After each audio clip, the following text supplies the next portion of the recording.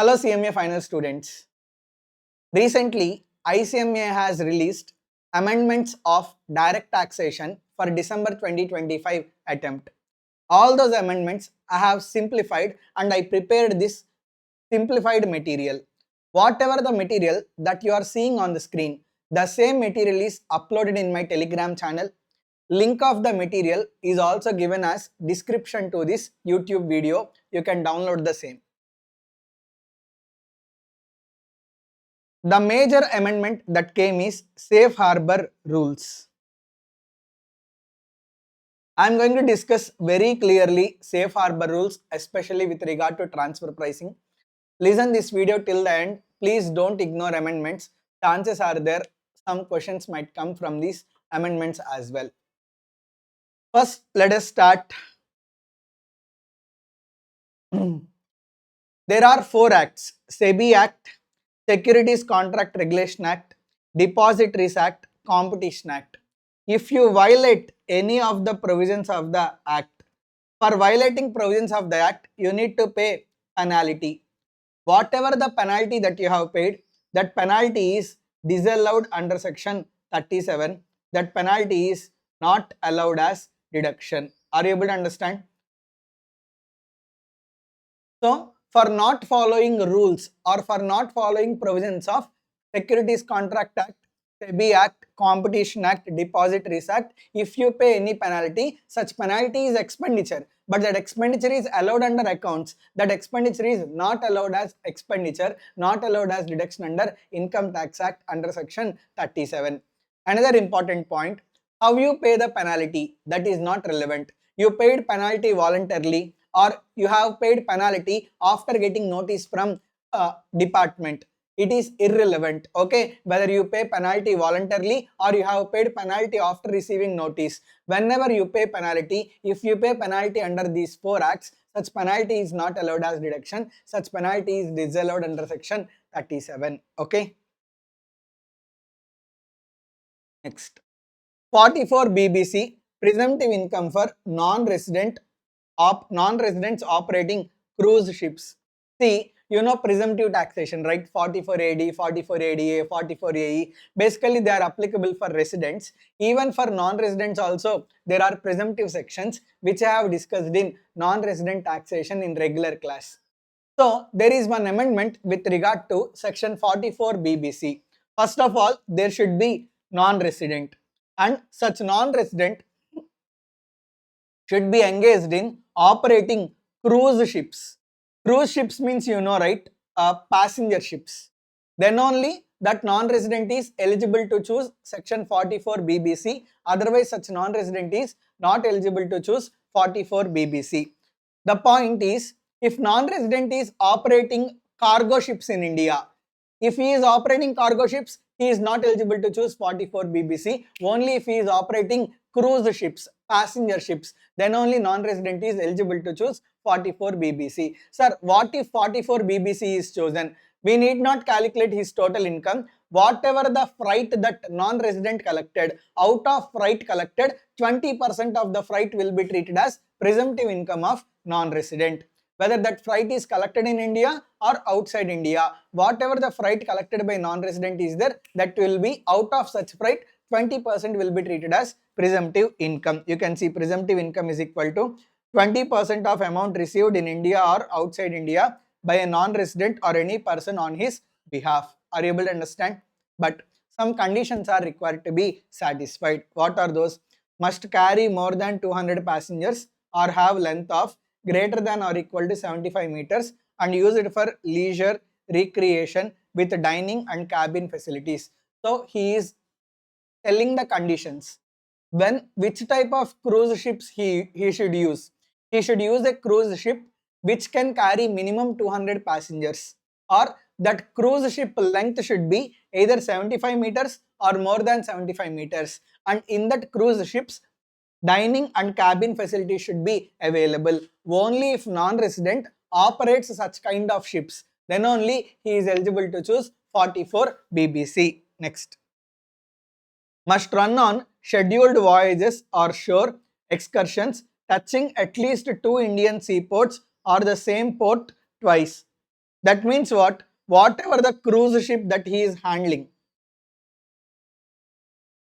that cruise ship while doing the journey must touch at least two seaports in India. If he operates voyage in such way, then only he is eligible to choose 44 BBC. For example, let's say Mumbai to Goa, Goa to Mumbai return. Here, like he is touching three seaports, Mumbai to Goa, again Goa to Mumbai. This is eligible for 44 BBC. Second, Mumbai to Kerala, Kerala to Sri Lanka. See, basically the ship is going from Mumbai through Sri Lanka, like it is touching Kerala and then it is going to Sri Lanka. Two ports are touched, right? This is also eligible for 44 BBC. Next, let's say cruise ship is operating from Vizag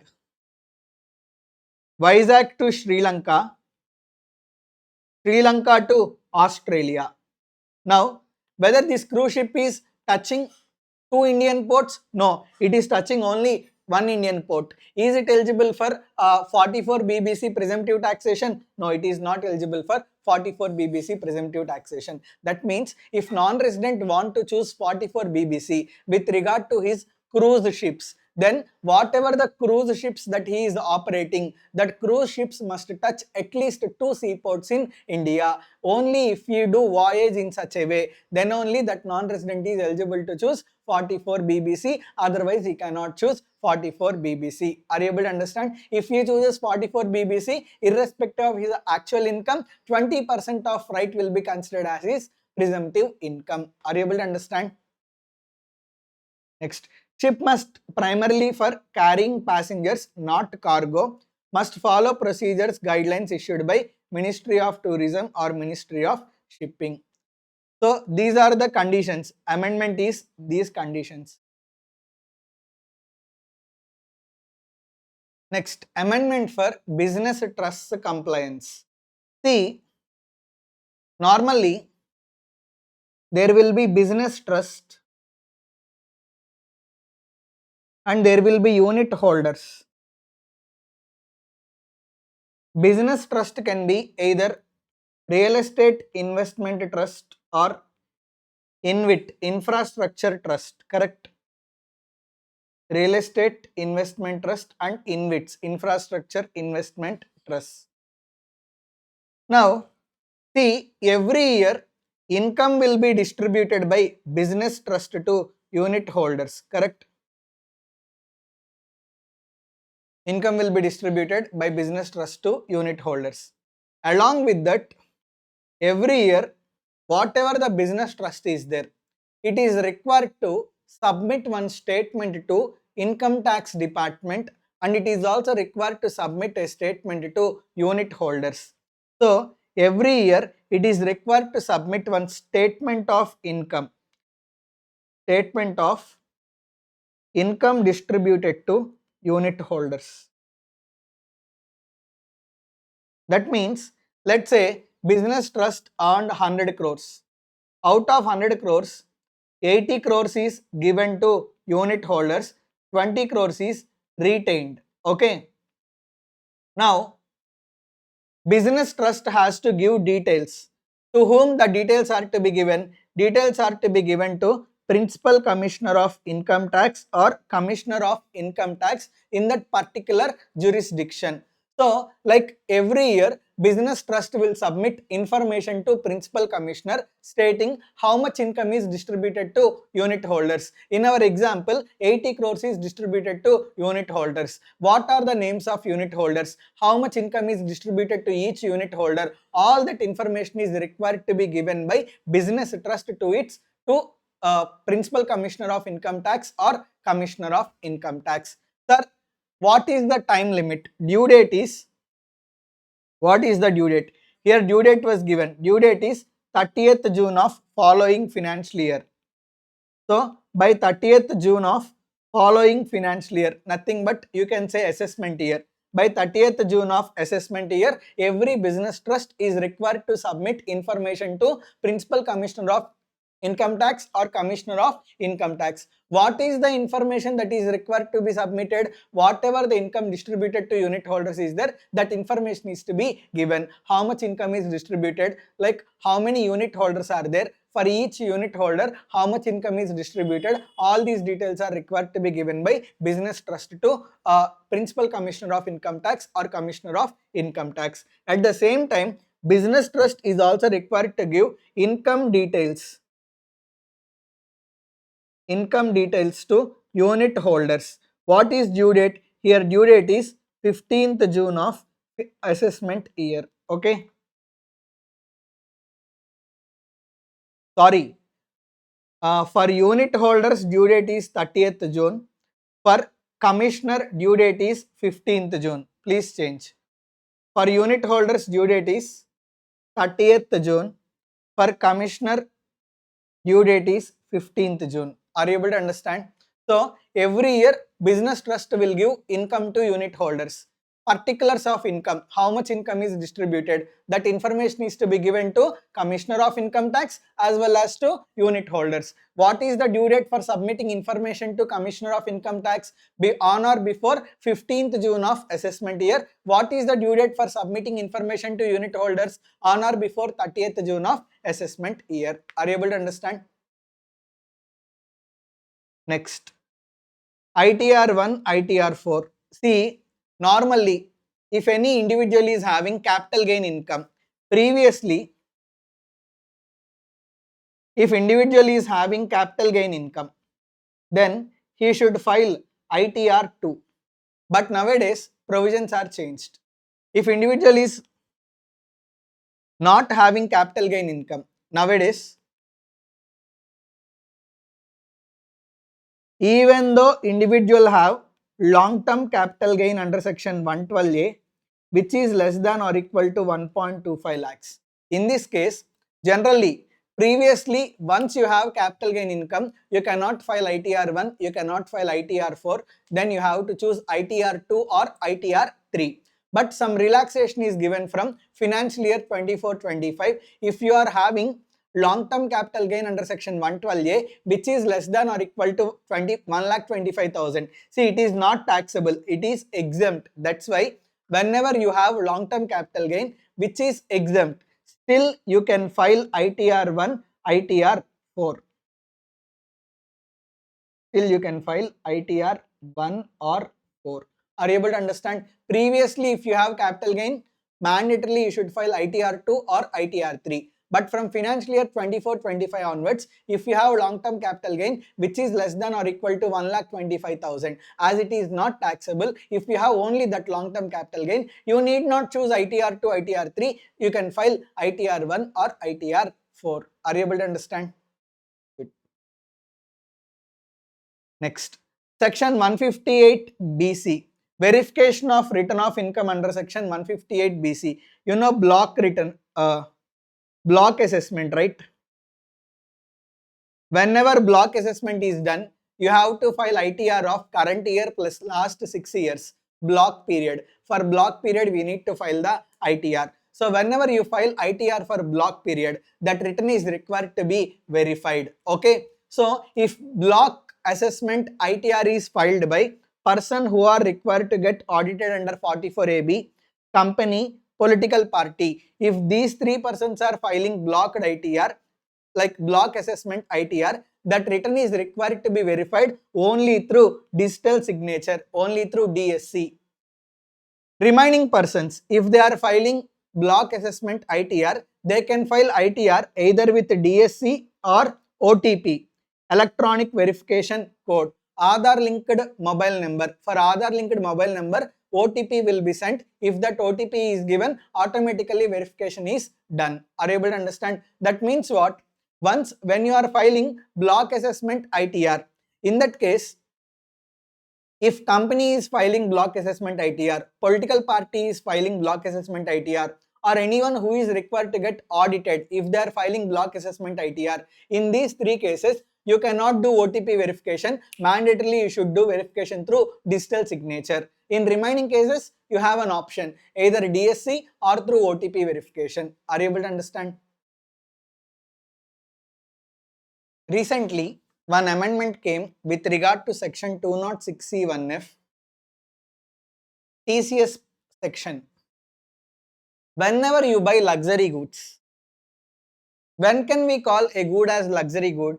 If value of good is more than 10 lakh rupees, then along with taxable value, TCS at the rate of 1% is required to be collected under section 206C1F. Normally, in case of car, TCS will be collected under section 206C1F.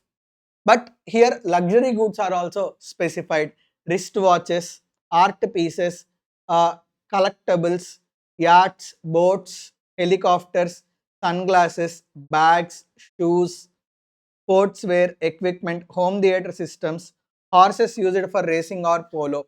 So whenever you buy these goods, okay, at the time of purchase, whatever the value of goods is there, if value of goods is more than 10 lakh rupees, then in that case, like TCS at the rate of 1% is required to be collected under section 206C1F. Are you able to understand? Let's say I am buying a watch,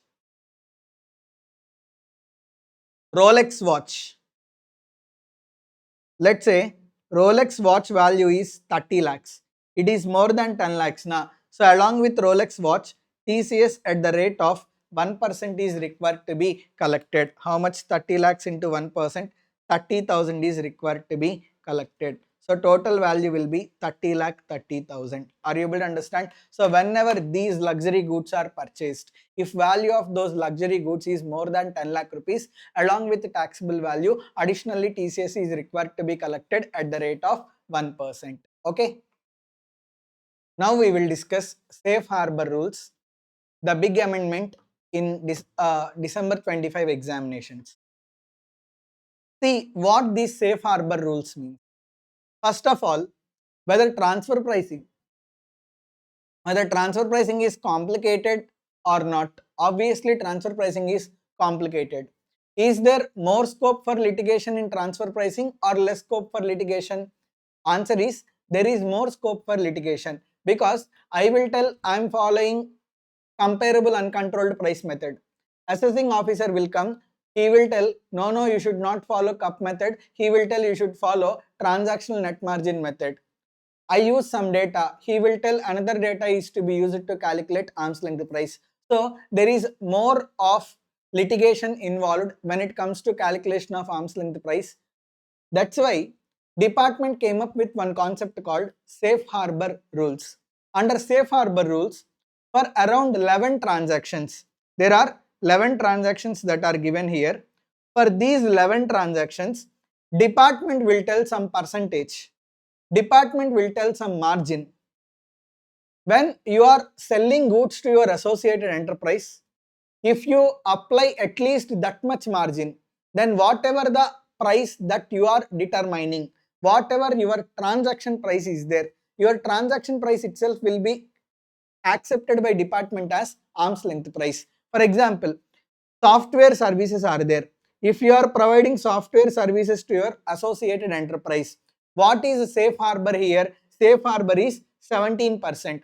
So whenever you are providing software development services to your associated enterprise, whatever the transaction value is there, to that transaction value add 17% operating profit margin. If you minimum add 17% operating profit margin, whatever your transaction price is there, it will be deemed as arm's length price. Again, department will not calculate arm's length price. Department will not do transfer pricing audit. So safe harbor means some percentages, some margins. Whenever you are doing transaction with associated enterprise, if you minimum apply that much percentage, then whatever your transaction price is there, that itself will be deemed as arm's length price, and department will no longer calculate arm's length price, and department will not do transfer pricing audit. Are you able to understand? So safe harbor rules means what? For certain transactions, income tax department is only saying some percentages, some margins. whenever you do transaction with associated enterprise, you should minimum apply that percentage. If you minimum apply that percentage, whatever your actual transaction price is there, that will be deemed as arm's length price. Happy? Now whenever I do transaction with my associated enterprise for software development services, let's say I have provided 2 lakhs worth of services to my associated enterprise. On 2 lakh rupees, I will add my profit margin as 19%. 19% means obviously greater than 17%. Then whatever my transaction price is there, that will be accepted by department as arm's length price. No litigation, no confusion. Department is saying if I minimum apply 17% gross profit margin, whatever my price is there, that itself will be deemed as arm's length price by department. Again, department will not calculate arm's length price. Department will not do transfer pricing audit on me. Are you able to understand? Simple, very simple. Safe harbor means we are safe. Okay, so whatever the safe harbor margins are there, as long as we maintain those safe harbor margins, then whatever our actual transaction price is there, that will be deemed as arm's length price and no more dispute will be done. Okay, department will not calculate arm's length price, department will not do transfer pricing audit. Whatever our actual transaction price is there, that itself will be deemed as arm's length price. Are you able to understand? Good. Now you can read, safe harbor rules are prescribed margins or rates for certain international or specified domestic transactions. If SSC declares a transfer price equal to or above or within these prescribed limits, then such price is automatically accepted by department as arm's length price and no detailed transfer pricing audit or adjustment will be made. Okay.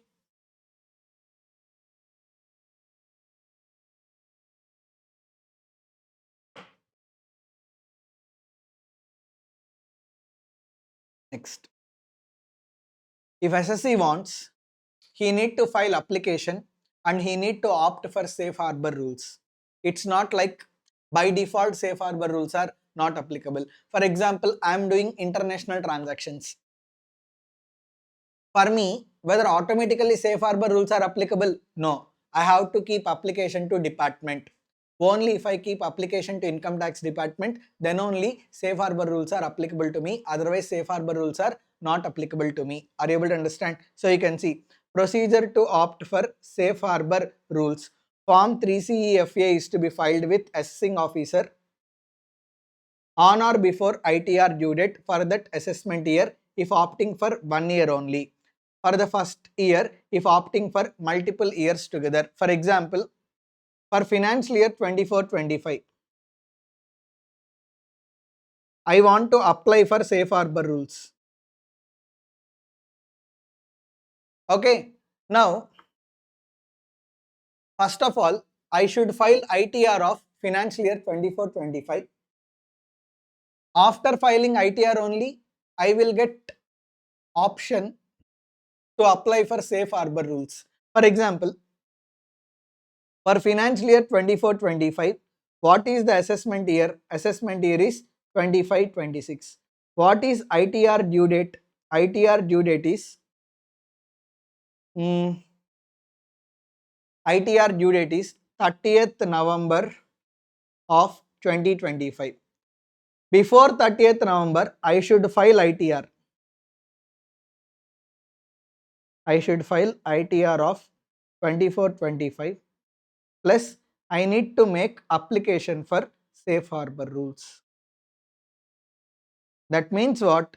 If you want to apply for safe harbor rules, for which year you wanted to apply for safe harbor rules? For that year, first file the income tax return.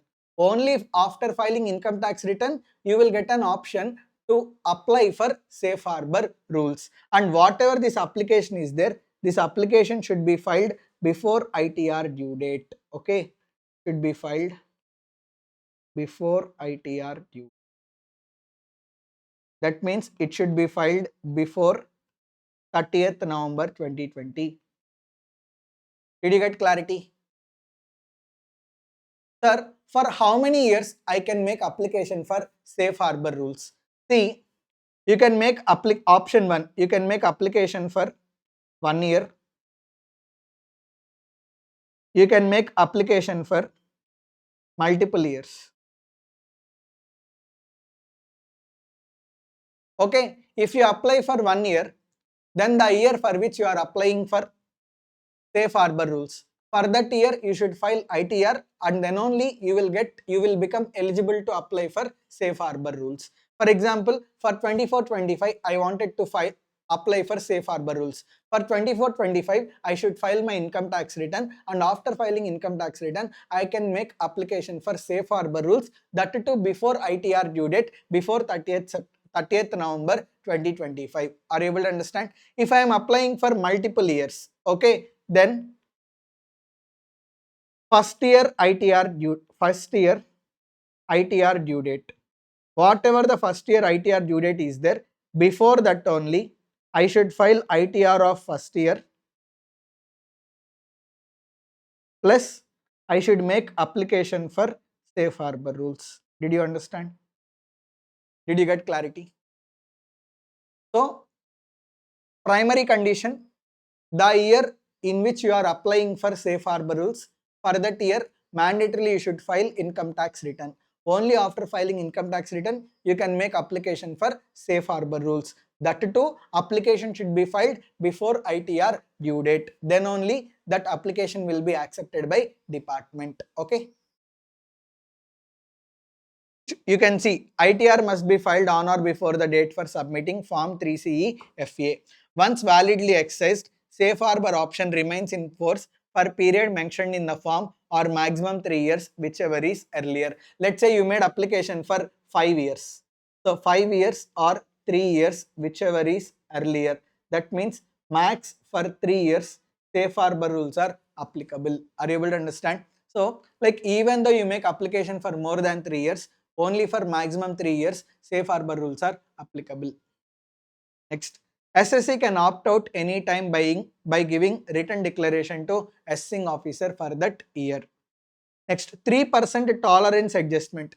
See, if we calculate average arm's length price, okay, if difference between actual transaction price and average arm's length price, if it is up to 3%, then actual price will only be taken as arm's length price. If difference is more than 3%, then like average arm's length price will be taken as final arm's length price. We discussed this. If you have more than 1 arm's length price and up to 5 arm's length prices, then what you will do, you will take average arm length price. Whenever you are taking average arm's length price, 3% tolerance bend is available. That means if difference between actual price and average arm's length price is up to 3%, then in that case, whatever the actual price is there, actual price itself is taken as final arm's length price. If deviation is more than 3%, then average arm length price will be taken as final arm's length price. This concept I have revised in transfer pricing revision also. If you want, you can refer once. But whatever that 3% tolerance bend is there, that 3% tolerance bend is not available in case of safe harbor rules. For example, like for software development services, 17% is there. Let's say there is one company, Infosys Limited, Infi Limited, and there is Infosys Inc. What Infosys has done? Infosys has provided software services. Software services to Infosys Inc. Let's say value is 10 crores. To that, gross profit margin is 16.85%. Now, how much is deviation? Safe harbor is 17%. Here GP margin is 16.85%. How much is difference? 17 minus 16.85, 0.15% difference. 0.15% is less than 3%. Still, safe harbor rules are not applicable. Why? See, here deviation is less than 3%. But whether that benefit of 3% deviation is available, benefit of 3% tolerance is not available. Benefit of 3% deviation, that is not available. That is available only in case of regular provisions. Under safe harbor rules, even though there is 0.15% deviation, still safe harbor rules are not applicable. Minimum gross profit you should charge 17%. If you charge gross profit less than 17%, even though like whatever the difference is there, 0.15%, even though it is less than 3%, still 3% deviation concept is not applicable for safe harbor rules. Are you able to understand? So in this case, safe harbor rules are not applicable. Only if you have charged minimum 17%, then only safe harbor rules are applicable. Are you able to understand? Generally, if there is little bit deviation between actual price and arm's length price, actual margin and arm's length margin, if deviation is up to 3%, it is acceptable. But that 3% tolerance benefit is not available in case of safe harbor rules. Are you able to understand?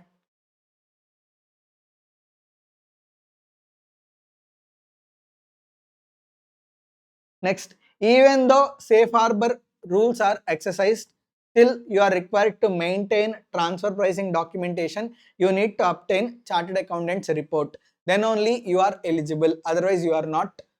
See, even though you have applied for safe harbor rules, still you need to maintain books of accounts. Transfer pricing documentation is required to be maintained. And whenever transfer pricing provisions are applicable, you are required to get your books of accounts audited by a chartered accountant, and audit report is required to be submitted. That audit concept is also applicable. That means even though you are choosing safe harbor rules, still you are required to maintain documentation, you are required to get chartered accountant report. These two are mandatory even though you are availing safe harbor rules. Okay.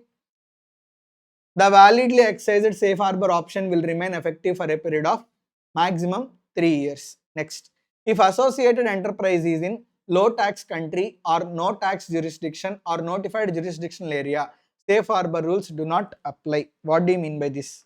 For example,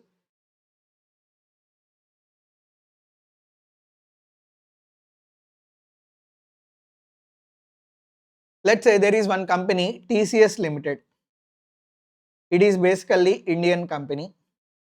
It has one associated enterprise, TCS Inc. in Dubai. See, in Dubai, there is no tax, right? So, if your associated enterprise is located in a country where there is no tax or tax is less than 15%, low tax country, or if your associated enterprise is located in notified jurisdictional area.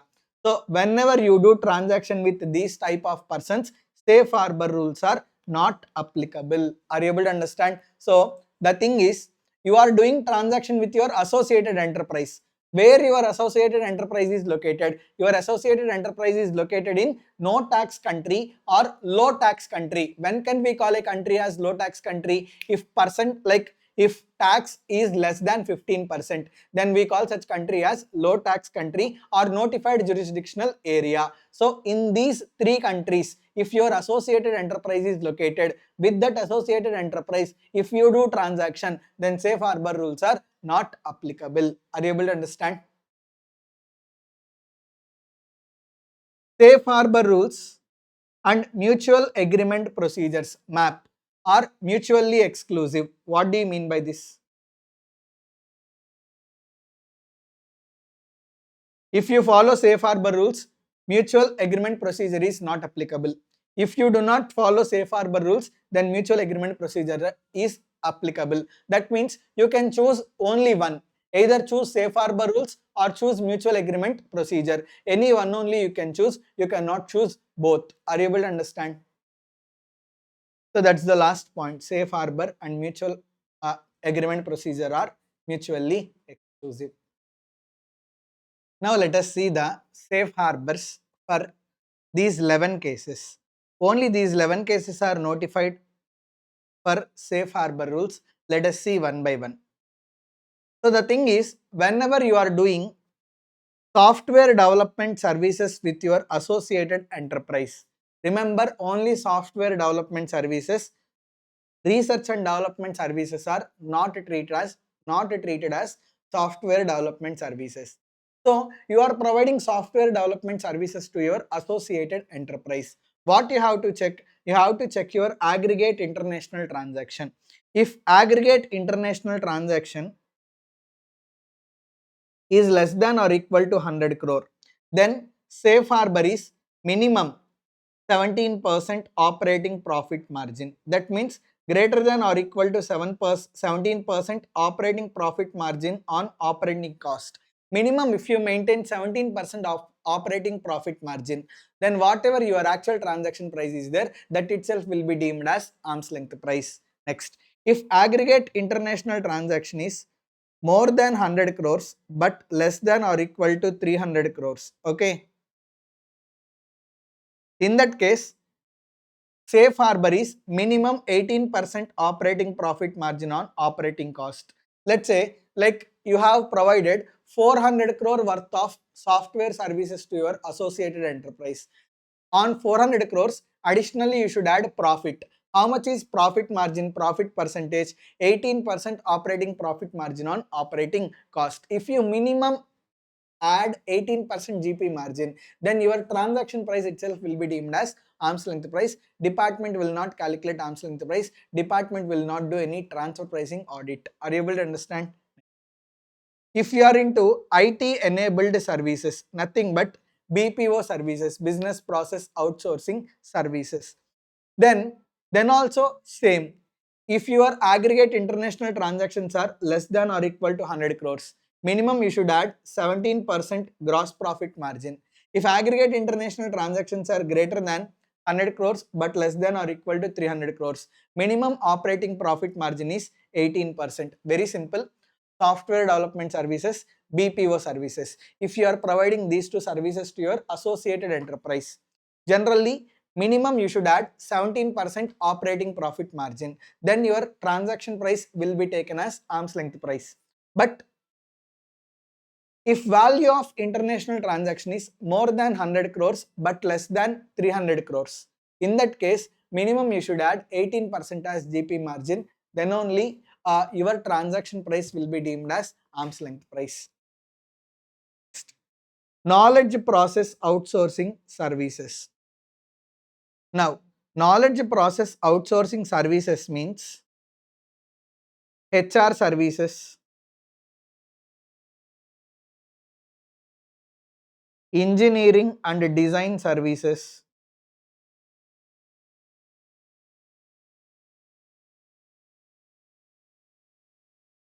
similarly, business analytics,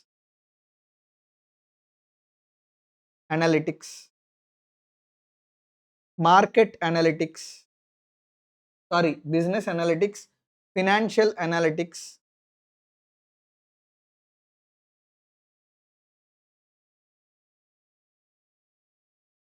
market research.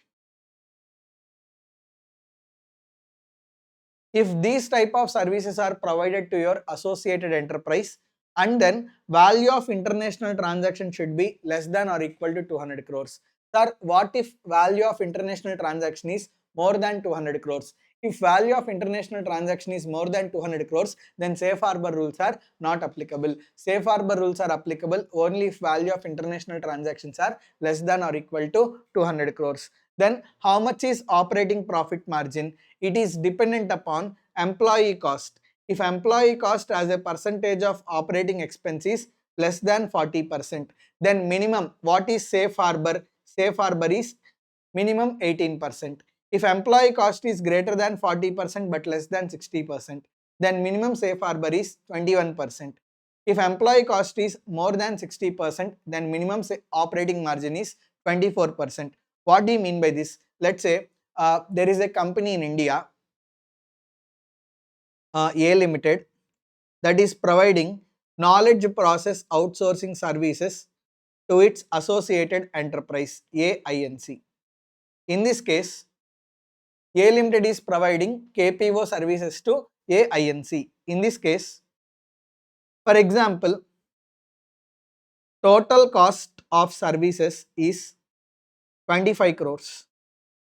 Employee cost is 17 crores. Now, how much is percentage of employee cost? Percentage of employee cost is equal to 17 crores divided by 25 crores into 100. How much? 68%. 68% means it is obviously greater than 60%. Now it is greater than 60%.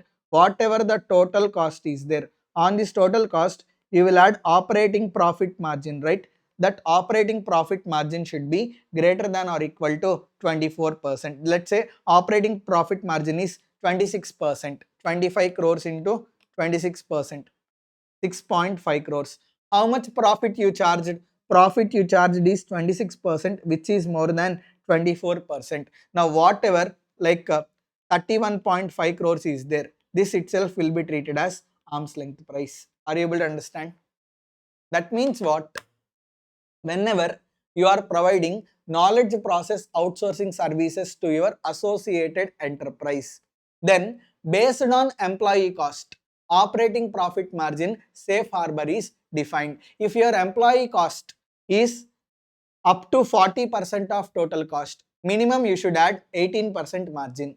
If your employee cost is greater than 40% but less than 60% of total operating cost, then minimum you should add 21% margin. If your employee cost, whatever the employee component cost is there, if it is more than 60% of total operating cost, then minimum you should add 24% margin. If you add these safe harbors 18%, 21%, 24%, then whatever your actual transaction price is there, that will be deemed as arm's length price. If you add operating profit margin which is less than safe harbor, how much is safe harbor here? Safe harbor here is 18%, 21%, 24%. So if you minimum add safe harbor operating margin, your transaction price is only deemed as arm's length price. Otherwise, if you add operating margin less than safe harbor margin, then like in that case, department will do calculation of arm's length price and department will do transfer pricing audit. So only if you add minimum safe harbor margin, then only your transaction is accepted as deemed as arm's length price. Otherwise, department will issue notice, department will start calculating the arm's length price. Are you able to understand? Next, let us see fourth one, intra-group loan denominated in INR. See, so if intra-group loan is denominated in Indian rupees, then minimum acceptable interest rate is SBI 1 year marginal cost of lending rate as on 1st April of previous year plus additional spread. What do you mean by this? Let's say there are two entities, Tesla India Limited, Tesla Inc. USA. Now, Tesla India Limited gave loan to Tesla Inc. USA. Whatever the loan that is given by Tesla India Limited to Tesla Inc. is there, loan is given in Indian rupees. Then see, whenever one company gives to another company and both are associated enterprises, in this example Tesla India Limited and Tesla Inc. both are associated enterprise, then on this loan interest rate is to be charged, right? So what is the minimum interest rate that should be charged? Minimum interest rate, nothing but safe harbor interest rate. Minimum interest rate that should be charged is SBI marginal cost of lending rate as on 1st April of previous year plus additional spread. Additional spread. What do you mean by this? Let's say, for example, SBI marginal cost of lending rate as on 1st April of previous year is 9.75%. We will take that 9.75%. To that we will add additional spread. How much is additional spread? That depends upon credit rating of the associated enterprise. If credit rating of associated enterprise is between AAA to A, then additional spread is 1.75%. If credit rating of associated enterprise Tesla Inc., if it is BBB minus, BBB or BBB plus, then additional spread is plus 3.25%.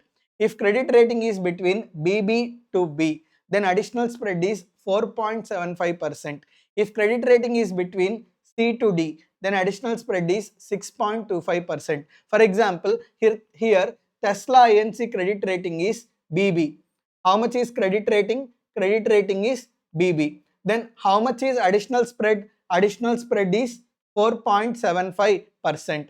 So 9.75 plus 4.75, how much? 14.5%. So whatever 14.5% is there, that will be treated as like that is safe harbor interest rate.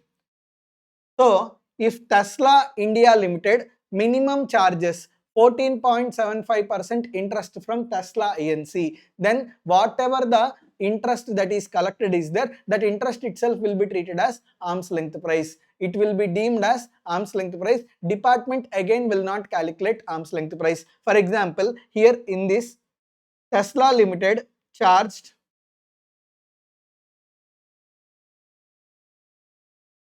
Tesla Limited charged 16% interest.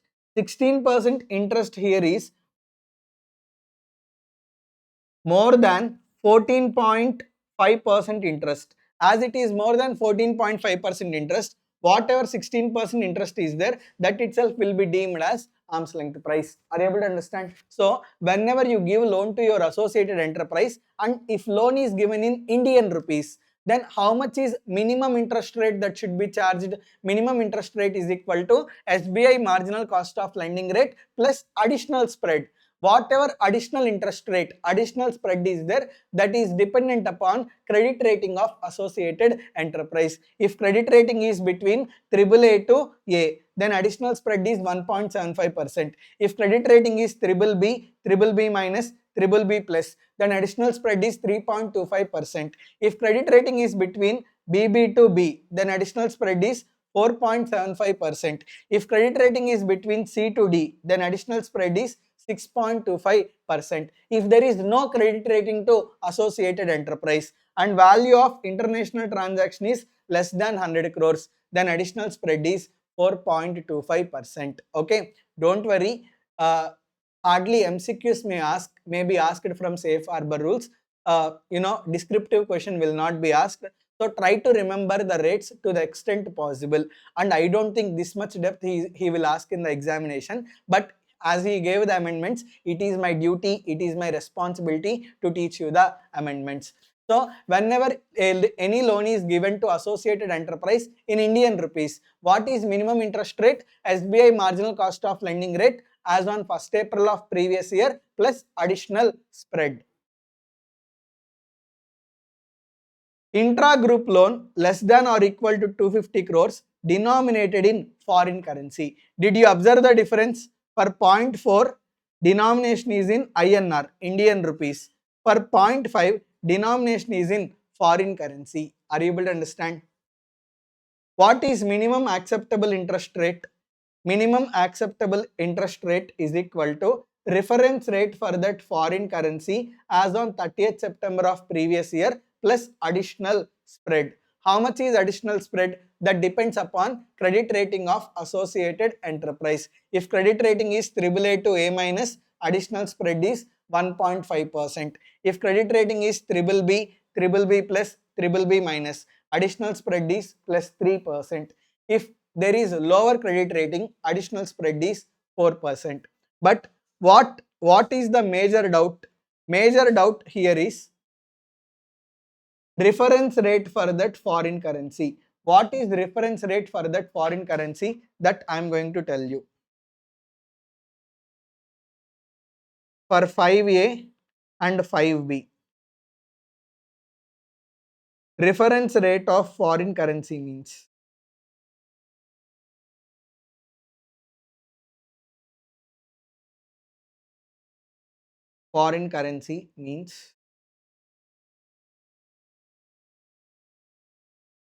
if the currency is US dollars, then reference rate is equal to 6 months SOFR plus 0.45%. SOFR means secured overnight financing rate, secured overnight financing. Next, if currency is euros, then 6-month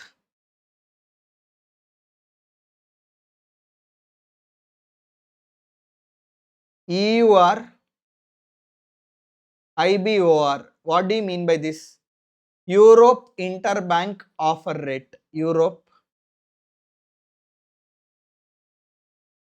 interbank offered rate. Next, if the currency is pounds, pound sterling, then what is the reference rate? 6 months Sonia plus 0.3%. What do you mean by Sonia? Sonia means sterling overnight index rate. Sterling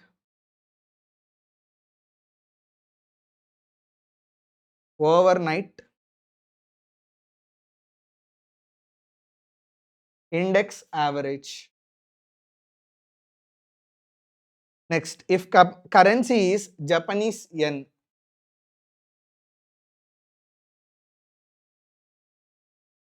then how much is reference rate? Reference rate is 6 months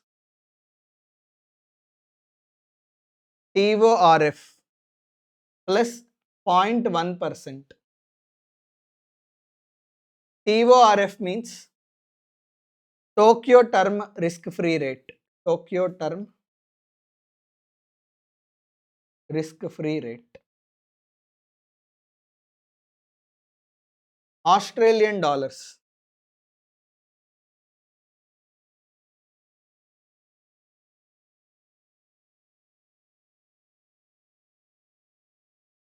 Six-month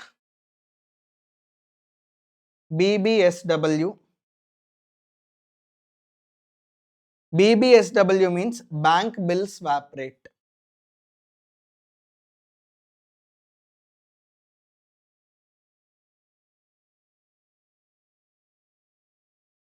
Next, Singapore dollar. For Singapore dollar, reference rate means 6-month SORA. What SORA means? SORA means you have to take Singapore overnight rate average. Singapore overnight rate average. Okay, so based on foreign currency, you need to consider this reference rate. To that, you need to add additional spread. For example, I will tell one small point. Let's say there is one company A Limited. There is another company B Limited. Both are associated enterprises. A Limited is located in India. B Limited is located in UK. Now A Limited gave loan. The amount of loan is 170 crores, or the amount of loan is 60 crores. But this is denominated, let's say, or else you can say like this: amount of loan given is 10 million euros. How much is amount of loan given? 10 million euros. Now, how much is minimum acceptable interest rate? Minimum interest rate is equal to reference rate of foreign currency plus additional spread. Reference rate plus additional spread. What is reference rate for euros? For euros, reference rate is 6 months Europe interbank offered rate. Let's say 6 months Europe interbank offered rate is 4%. We will take that 4%. To that we will add additional spread. Additional spread is based on credit rating. Let's say credit rating of B Limited is AAA. If credit rating is AAA, what is the additional spread? Additional spread is 1.5%. For AAA, additional spread is 1.5%. Correct? So for 4%, we will add 1.5%. It will be 5.5%. Are you able to understand? That is the minimum interest rate that should be charged. If that minimum interest rate is charged, your transaction will be deemed as arm's length price. Otherwise, your transaction will not be deemed as arm's length price. Then department will calculate the arm's length price. Yes, these are a bit difficult for you. Fine, but this much depth will not be asked. As amendment is there, I am teaching. Next, if intra-group loan is more than 250 crores and if transaction is denominated in foreign currency, then minimum acceptable interest rate is equal to reference rate for that foreign currency as on 30th September plus additional spread. Additional spread is based on credit rating of associated enterprise. Credit rating of, if credit rating is AAA to A minus, additional spread 1.5%. Credit rating triple B minus triple B plus, additional spread plus 3%. BB plus to B minus 4.5%. If there is no credit rating, additional spread is 6%. Next, corporate guarantee. That means what? If one entity gives corporate guarantee to another entity, whenever corporate guarantee is given, minimum commission is required to be charged. Minimum fees is required to be charged. What is that minimum fees or commission? Minimum fees or commission must be greater than or equal to 1% per annum of guaranteed amount. See, but loan should be given to guarantee should be given to wholly owned subsidiary being a non-resident. What do you mean by this? Let's say there are two companies, Google Limited, Google India Limited, Google Inc. Now Google Inc. is basically non-resident and both are associated enterprises. For example, Google Limited holds 100% shareholding in Google Inc. If it holds 100% shareholding, can we call it as wholly owned subsidiary? Yes. Now, there is Bank of America. Bank of America is giving like $20 million loan to Google Inc. For this loan, corporate guarantee is given by Google India Limited to Bank of America. For this corporate guarantee given, Google Inc. is required to pay fees or commission. Whatever that fees or commission should be is there, that should be minimum 1% per annum. For example, let's say fees charged is 0.5 million. How much is 1%? $20 million into 1%. How much?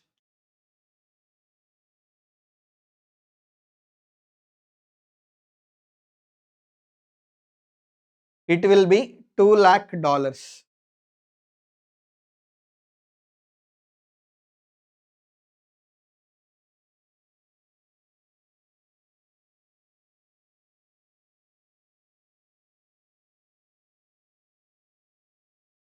$2 lakh. So how much is fees charged? Fees charged is $0.5 million. $0.5 million means nothing but $50 lakh, correct? See, $0.5 million means how much? Nothing but $5 lakh. So here fees charged is more than $2 lakh. So whatever $5 million is there, that will be deemed as arm's length price. Very simple. Whenever corporate guarantee is given to associated enterprise, then some commission or fees is required to be charged. What is that minimum fees or commission? Minimum fees or commission is 1% of the guaranteed amount. Here guaranteed amount is $20 million, that into 1%. That means at least $2 lakh fees is required to be charged. If $2 lakh fees is charged for giving corporate guarantee, then whatever $2 lakh charged is there, that itself will be deemed as arm's length price. Are you able to understand? Next, contract research and development services. See, initially I told software services other than R&D services. You can see excluding R&D services. If there are R&D services, research and development services, then if you give R&D services to your associated enterprise, then minimum you should charge 24% operating margin. Are you able to understand? And value of international transaction should be less than or equal to 300 crores. If value of international transaction is more than 300 crores, then safe harbor rules are not applicable. Safe harbor rules are applicable only if value of international transaction is less than or equal to 300 crores. See, research and development services, whether in case of software development or in case of generic pharma, how much is minimum safe harbor? Minimum safe harbor is like greater than or equal to 24% operating margin. That means whenever you provide R&D services to your associated enterprise, on those R&D services you need to add how much minimum gross profit? You need to minimum add 24% gross profit, 24% operating profit margin. Are you able to understand? Next, manufacture and export of core auto components. That means what? Like you are manufacturing automobile components and you are exporting automobile components to your associated enterprise. Let's say Tata Limited is Indian company. It started manufacturing engines, and whatever the engines that are manufactured are there, they are exported to Ford company in UK. Let's say Tata bought Ford. So Tata and Ford both are associated enterprises. Now what's happening? Whatever the automobile core component engine is there, engine is manufactured in India and such engine is exported to associated enterprise. So whenever you export core automobile components to your associated enterprise, then minimum you should charge 12% operating margin. If you charge minimum 12% GP, gross profit, then whatever your transaction is there, your transaction is deemed as arm's length price. Next, if you are manufacturing and exporting non-core auto components. Non-core auto components means, like for example, they are not that much required. For example, glasses are there. 4 doors will be there for the car. Door glasses are there. You are manufacturing door glasses and you are exporting door glasses. They are non-core components. So if you manufacture and export non-core components, then minimum how much profit you should add? Minimum you should add 8.5% operating profit margin. Then only the transaction will be deemed as arm's length price under safe harbor rules. Otherwise it will not be deemed as arm's length price. Next, receipt of low value adding intra-group services. See, if you provide intra-group services, let's say you provide some support services to your associated enterprise. For providing support services, how much is minimum margin? You should minimum add 5% markup. Are you able to understand? Cost plus maximum 5% markup you should add. Then only your transaction price will be deemed as arm's length price. Otherwise, like your transaction is not treated as arm's length price. Department will calculate the arm's length price. Okay, so these are safe harbor rules for international transactions. Okay, now let us see safe harbor rules for specified domestic transactions. See, even in case of specified domestic transactions also, safe harbor rules are defined. For example, if you are in the business of supply, transmission or wheeling of electricity, there is Electricity Act 2003. So, minimum price. What is the minimum price? Minimum price is equal to tariff determined by Electricity Act 2003. See, there is Electricity Act 2003. As per that Electricity Act 2003, whatever the tariff that is determined, whenever you are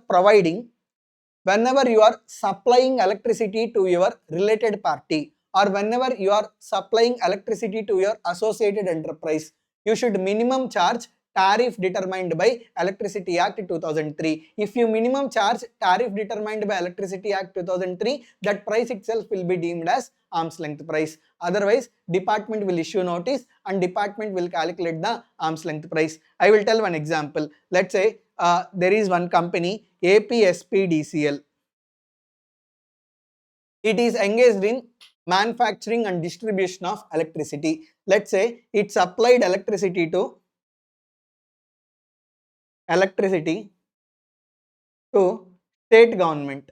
Whenever it supplies electricity to state government, both are related parties, right? Who invested in APSPDCL? State government only invested in APSPDCL. So both are treated as associated enterprises. Let's say it supplied 8 lakh units to state government. As per Electricity Act 2003, 1 unit is equal to, let's say, 4 rupees. Now 8 lakh units are supplied, right? 8 lakh units are supplied for 4.5 rupees. See how much amount is charged. Amount charged is 4.5 rupees, which is more than 4 rupees, which is greater than like 4 rupees as per Electricity Act 2003. Then whatever 4.5 rupees is there, that itself will be deemed as arm's length price. Are you able to understand? So if you are engaged in the business of supply of electricity, and if you are supplying electricity to your associated enterprise or to your related party, what is the minimum price that you should charge?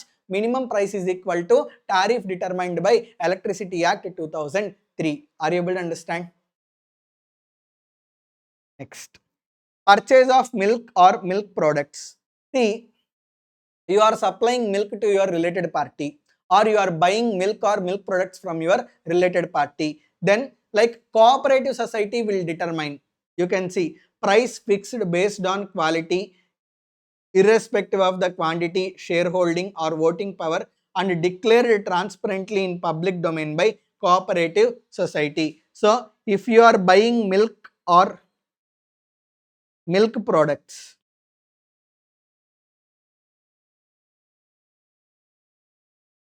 then how much is maximum price that you can pay? Maximum price that can be paid. Maximum price that can be paid is equal to price determined by cooperative society. Price determined by cooperative society in public domain.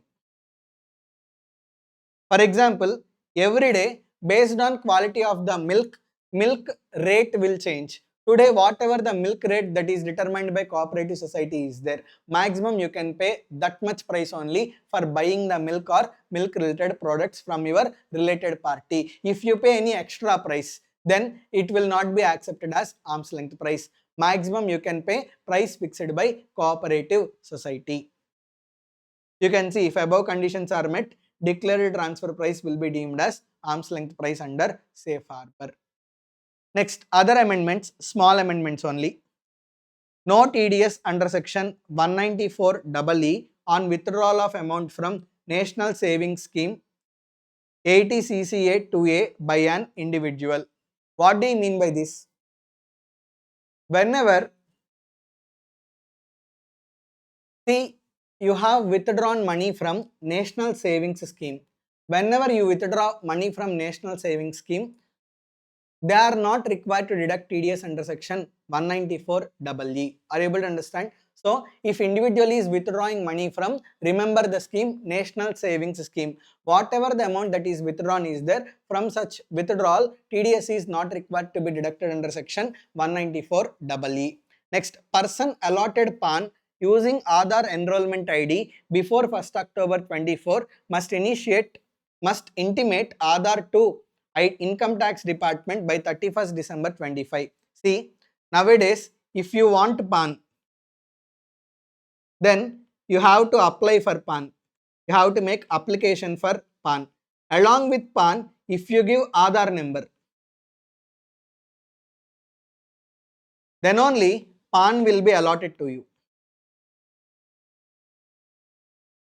Otherwise, PAN will not be allotted. What do you mean by this? Today you wanted PAN number. You will go to MeSeva or you will go to NSDL. You will fill the application for PAN.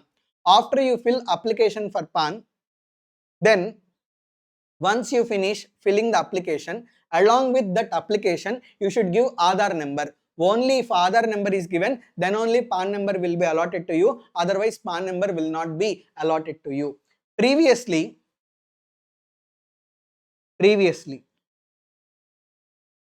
before 1st October 24,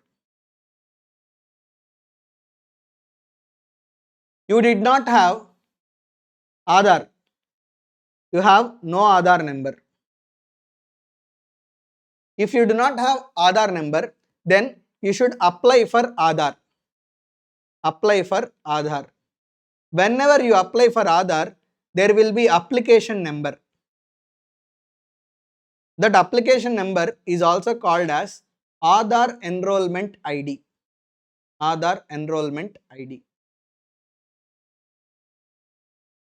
Now, it will take 1 month or 2 months for Aadhaar number to come. Today you applied for Aadhaar number. There is Aadhaar Enrollment ID, Aadhaar application number. It will take 2 months to get Aadhaar number. How can you wait? So, you wanted PAN now. You also wanted to make PAN application. Now, you did not have Aadhaar number. If you do not have Aadhaar number, if you give Aadhaar Enrollment ID, you can apply for PAN. That means what? Not only with Aadhaar number, even if you have Aadhaar application number, Aadhaar enrollment ID, still you can apply for PAN number. The day on which you got, like that means based on application number, Aadhaar enrollment ID, you got the PAN number. After you get PAN number, subsequently you will also get Aadhaar number, right? So those who got PAN based on Aadhaar enrollment ID, Aadhaar enrollment ID. Now all those people have to see, they wanted to make application for PAN. They do not have Aadhaar number. What they have done? They have applied for Aadhaar number. Whatever the application number is there, they gave application number as reference and they applied for PAN. And they got the PAN number. Someday, they have applied for Aadhaar, right? They will get Aadhaar number. After they get Aadhaar number, they need to intimate that Aadhaar number to Income Tax Department. Are you able to understand? So, those who got PAN before 1st October 24. And how they got PAN? They got PAN based on Aadhaar enrollment ID. Based on Aadhaar enrollment ID. Then they have to intimate the PAN number. They have to intimate Aadhaar number to Income Tax Department. Aadhaar number to Income Tax Department. What is due date? Due date is 31st December 25. So before 31st December 25, they need to intimate their Aadhaar number to Income Tax Department, because previously they applied for PAN not based on Aadhaar number but based on Aadhaar application number. Now using Aadhaar application number, you got PAN number, right?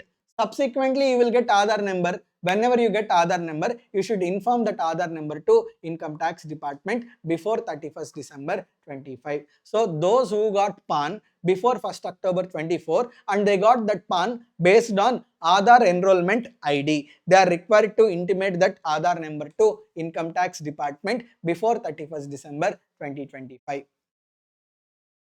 Last amendment, every non-resident with license office in India must file annual statement in form 49C under section 285 within 8 months from end of financial year. Remember, 8 months. One MCQ was asked very recently. I don't know in CMA final or CA final. Based on this amendment, they have asked one MCQ. What they are saying, if non-resident is having license office in India,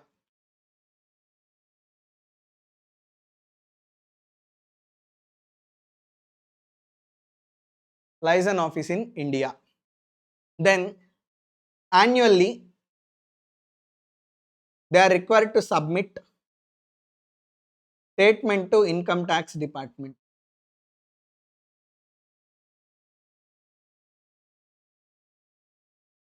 What is the form number? Form 49C. In form 49C under section 285. Okay. Now, what is the due date? Let's say financial year 24-25. What is last date? 31st March 2025. From 31st March 2025, within 8 months. 8 months means April, May, June, July, August, September, October, November. On or before 30th November 2025. They need to submit annual statement. Okay. Annual statement should be submitted to income tax. So that is the last amendment. So these are the amendments. I can guess some of the students have difficulty in understanding some of the safe harbor rules. I don't think so at CMA final level that much depth he is going to ask. But all these amendments were released by ICAI, same copy pasted by ICMAI, and ICMAI also released these amendments. As a faculty, it's my responsibility. I taught those safe harbor rules. But I feel from first 5, maximum remember like 1, 2, 3, 4, 5 not that much important, 6 and 7, 8, 9, 10. Remember this 1, 2, 3, 1, 2, 3, 6, 7, 8, 9, 10. At least remember these safe harbor rules sufficient. Okay. Thank you very much.